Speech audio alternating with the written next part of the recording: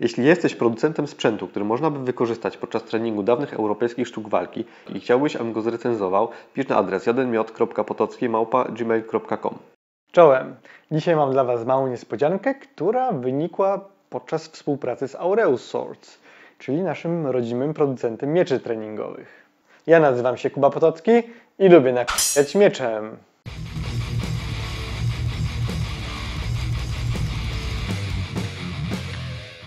Otóż dostałem od nich do testów bezpieczny miecz treningowy o nazwie Alexander II. Ten oto model mam u siebie w dwóch wersjach.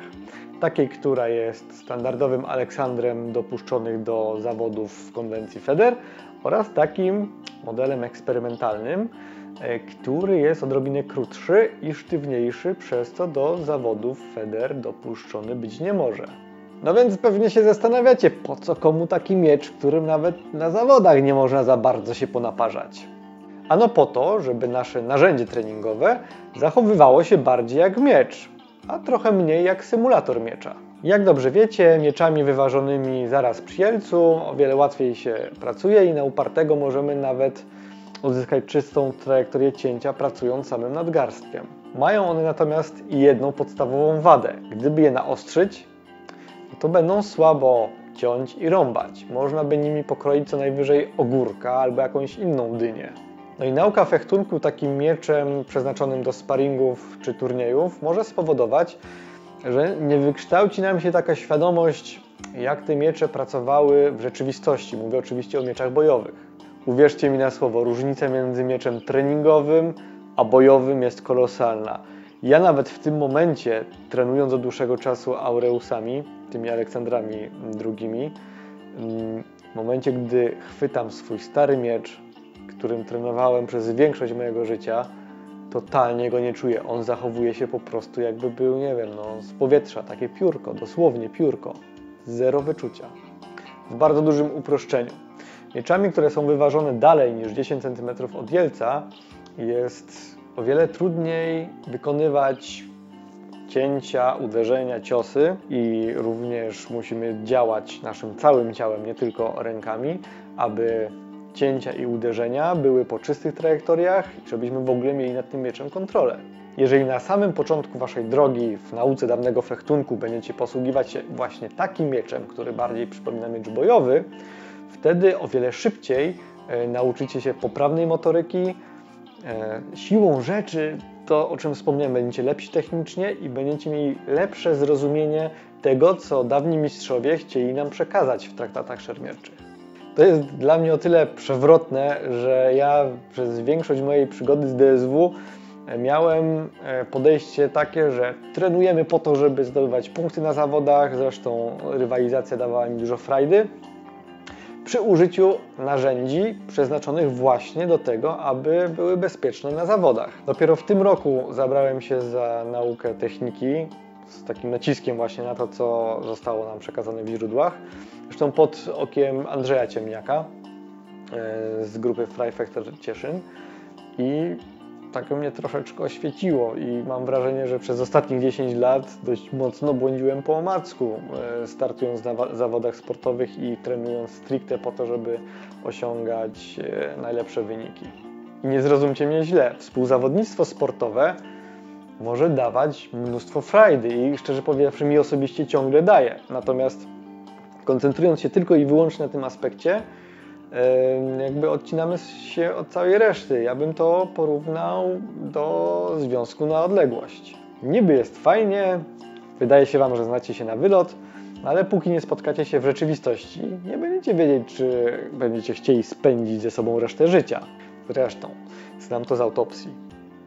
No i dokładnie tak samo jest w przypadku DSW. Niby trening pod zawody sportowe jest super, i same zawody sportowe są super, ale zadajcie sobie pytanie, czy gdybyście walczyli w pojedynku na ostre miecze, bez jakiejkolwiek ochrony, to czy walczylibyście dokładnie tak samo jak na zawodach sportowych? No cóż, na to pytanie każdy musi odpowiedzieć sobie samemu, ale uwierzcie mi, nie jest łatwo ciąć ostrym mieczem, nie używając wcześniej narzędzi, które zachowują się jak ostry miecz.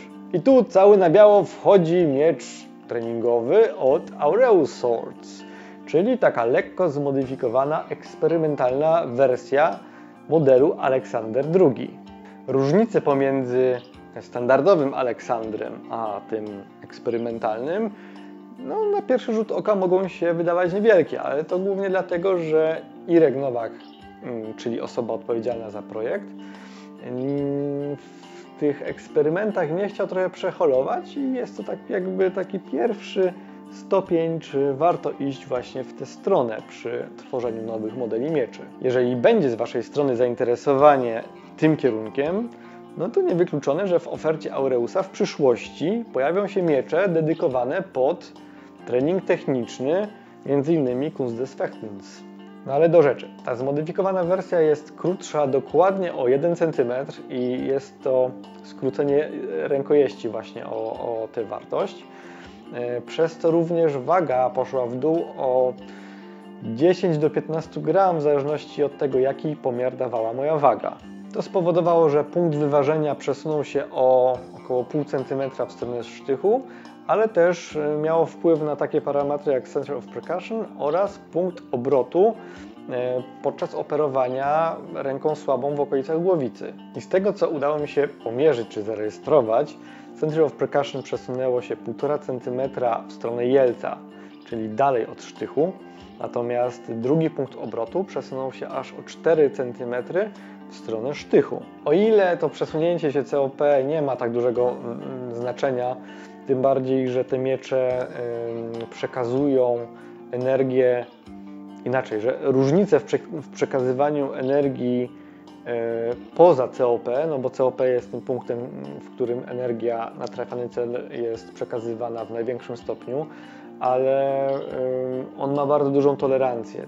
Ja ledwo byłem w stanie wychwycić miejsce tego COP, czy stukając o klocek drewna, więc to nie ma znaczenia. Natomiast pozostałe parametry znaczenie już mają. Między innymi niby taka drobna zmiana punktu wyważenia miecza o pół centymetra w stronę sztychu powoduje, że dość znacznie odczuwalna jest różnica podczas przełamywania ataków przeciwnika. Przełamuje się o wiele łatwiej te ataki, natomiast trzeba mieć na względzie, że ten miecz jest odrobinę trudniej kontrolować i musimy wykorzystywać całe nasze ciało podczas operowania, czyli tutaj mówię o skręcie bioder. Jeżeli robimy przekrok, to jest trochę łatwiej, ale jeżeli działamy bez przekroku, to ten skręt bioder musi być dość znaczny, żeby trzymać dobrą trajektorię ciosu, żeby nie walić bezsensownie mieczem w ziemię, i żeby nie utracić stabilności. W przypadku tej zmiany punktu obrotu 4 cm w stronę sztychu, różnica jest taka, że odrobinkę szybciej, w szczególności przy zawinięciach, gdzie właśnie zawijając używamy ręki słabej, która trzyma za rękojeść, odrobinę szybciej jesteśmy w stanie z powrotem jakby wcelować w naszego przeciwnika. Czyli w momencie, gdy jest kontakt, przechodzimy do zawinięcia, ten sztych znajduje się błyskawicznie w celu. Podsumowując, jeżeli lubicie walkę sportową, ale chcecie się doskonalić w technice traktatowej, to dobrze jest zacząć od zmiany symulatora miecza na taki, który będzie bardziej przypominał miecz bojowy.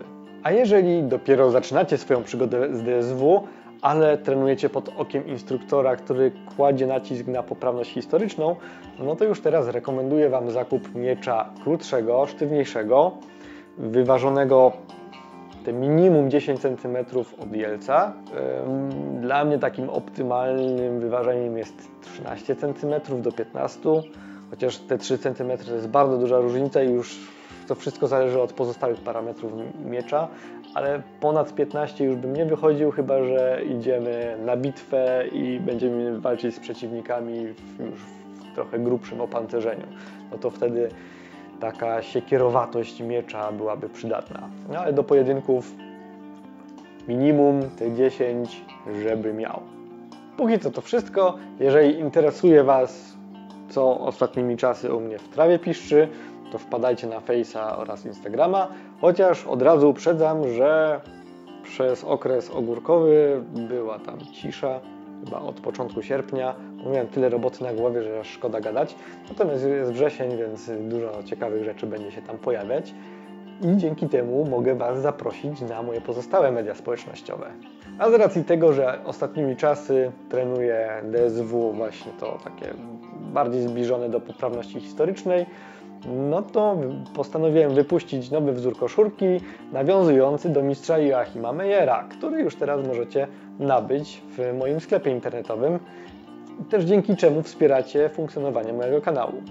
A tymczasem ja wracam do treningów, a Was zachęcam do poszerzania horyzontów i poznawania DSW z różnych perspektyw, zarówno sportowej, jak i tej skupionej na poprawności historycznej.